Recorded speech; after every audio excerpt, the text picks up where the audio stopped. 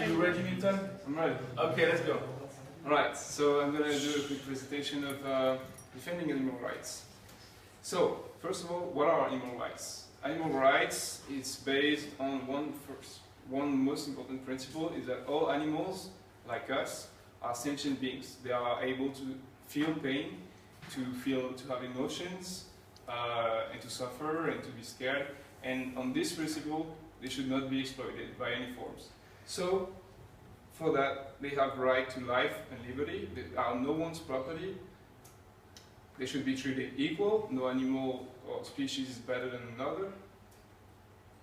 They should fulfill the natural and essential needs, such as eating, sleeping, being safe, reproduce, maintain a social life, because some animals live in forms of society, and live in their natural environment, who should not be destroyed by humans. They should also be protected by all humans, and if they're injured, they should receive veterinary care. They should be treated with respect and dignity by every circumstances, even after death. So, I mean, if you respect an animal, that animal, you won't eat it.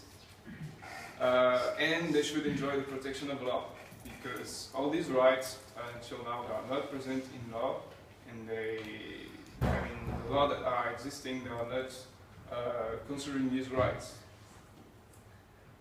Now, who are the animal rights defenders? I'm going to talk about the welfareists first.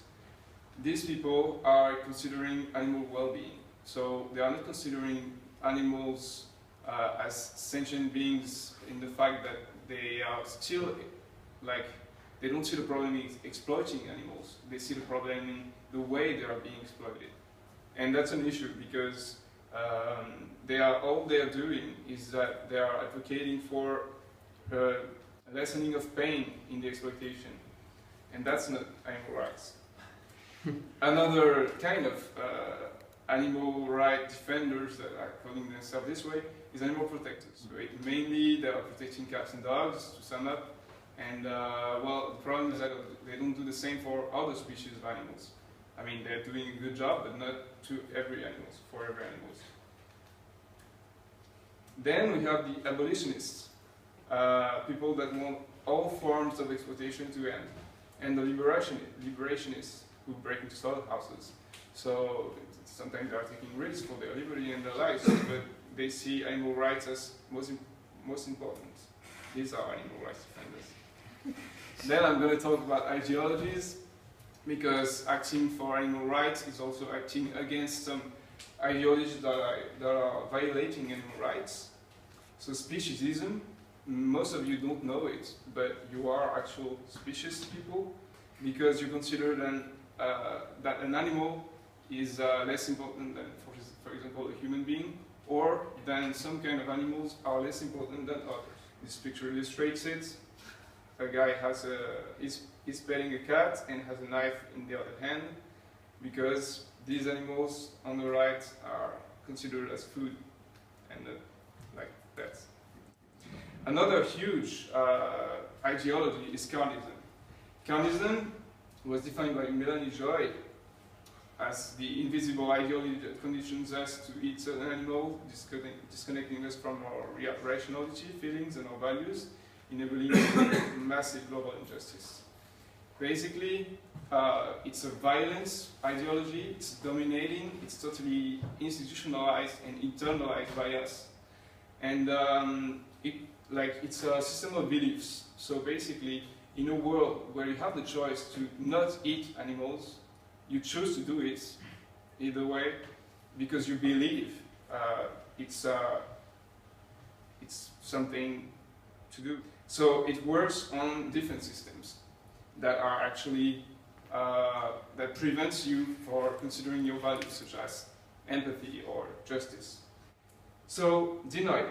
You're going to deny carnism because you don't know about it, you think it doesn't exist, but it does exist, and also you're going to invisibilize the victims. They are not animals, they are just products, and for example, the fact that 1.2 billion animals are killed in farms in the world each week it's a huge number. It's more victims than any war combined in history, but they are totally invisibilized. Justification. You're going to say, oh, eating meat is normal, or eating meat is natural. We've always done it, or it's necessary. I need protein. These are all myths that have been proven wrong by science. Cognitive distortion. You see animals as abstraction, meaning that, for example, a cow is no different than another cow, and they don't have individualities, they don't have personalities. They're just steaks or they're just stuff. And another ideology is veganism. Veganism is a social movement for social justice for animals, and it's working on a boycott system of any exploitation, any brand or product or entertainment or sport that use animal exploitation. Meats, dairies, that's artificial insemination, which is kind of rape.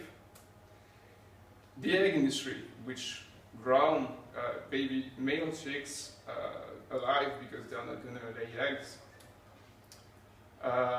That's an open brain surgery to illustrate the animal experimentations by the pharmaceutical, the chemical, or the cosmetic industry.